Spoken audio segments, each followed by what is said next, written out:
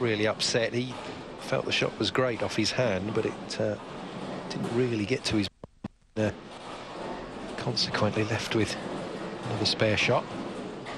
I think it's who can remain clean through this one.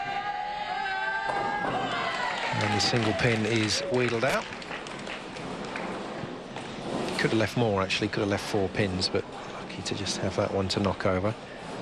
And a 10-pin for Peter Knop to remove, which he does, and good to see those emotions from him. Now, next up, Phil Hulst, from the Netherlands. And Phil, we met in France last year, or at the start of this year, Cass, at a tournament, and he was very quick to come across and say well done to Eurosport for all the bowling coverage, and just to say how much the players in Europe enjoyed it. So thanks for that, Phil.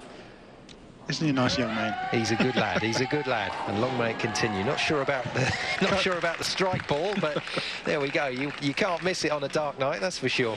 Yes, it does a bit of a glow one there, isn't it? But yeah, now a fine style he's got. Very high backswing. Obviously a very fit athlete. He's yet to realise his full potential. Comes from the Netherlands and has been attached to the CB Pro Shop in the past, where he's been coached. And hopefully coming out and playing some European events.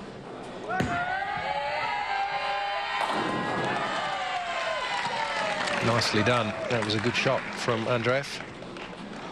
Yeah, back in the groove again. Carries the ball right in the 1-3 pocket. 10 pins. He's pacing 223 if he can strike off. Peter Knop is suffering just a little bit. Again, there's a 10 pin in the corner. Not a bad looking shot. It's just the angle the ball's coming up behind the head pin that leaves that 10 pin standing in the corner. Doesn't quite get the right chain reaction in the back of the pin deck, so this can only be a spare as well. But that is the way to take him, hard and straight. It's going to come to the foundation frame already. Phil Hulst is leading by about 21 pins over the other 2 players, but Sergei Andreev is closing. And that's a great looking shot from Phil Hulst in the foundation frame. Yeah, he needed that one, because as you said, Cass, he's under pretty close scrutiny from Andreev. And Sergei, who I think you were saying, Cass does a bit of a stint behind the microphone as a commentator back on Russian TV, doesn't he? When 10-pin bowling is in Russia, Sergei sits in the box, as we do, and he commentates. And I've heard that he's quite good, fluent in English. Better than us, anyway. Well, you. Wasn't going to go too far down that road, but... Come on in, Sergei. Let's keep it together. One of our colleagues. Oh, just gets that 10-pin out. Does indeed. 2 strikes in a row. Now, Peter Knop, he's way left on the approach here, isn't he? So he's trying to open this lane right up.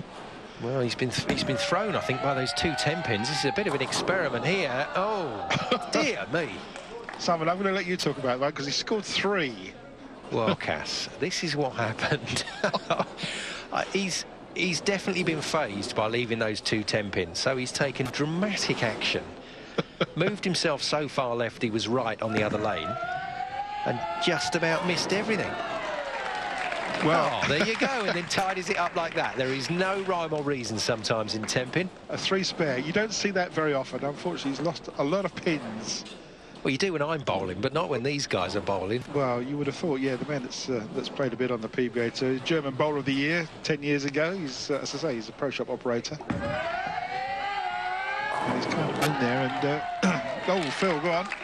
Just a little slip on the approach from Phil, and that left the 7-pin, came into the pocket light, didn't get the mix he was looking for. Spare and strike will give him 229. Which may just be enough. He may just well see Sergei Andreev off here. Sunglasses may not have worked. So I don't know if you saw that, Simon. He actually took the thumb slug out of his spare ball and put it into his strike ball. It's an insert that has got their thumb moulded to it, and they can interchange it with bowling balls. It's all very technical. Very, very clever. Job done. So, Sergei, what have you got?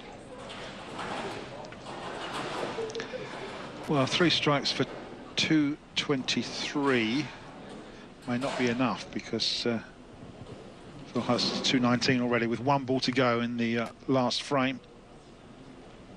So it's just probably bowling for a little bit of pride here.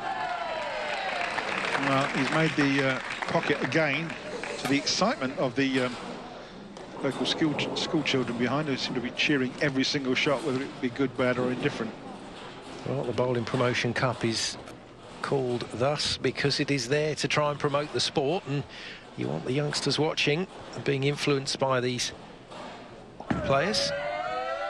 And hopefully enough to get them to take the sport up. This time manages to knock out that corner pin. It was the 10 on that occasion. Yes, Simon, and that's going to see him through. 229 will be the highest score. He high fives with his coach there, Farida Pascal Blom from the Netherlands. Famous bowler herself. Plays the seamless tour, but she's come down from Eklund to support Phil.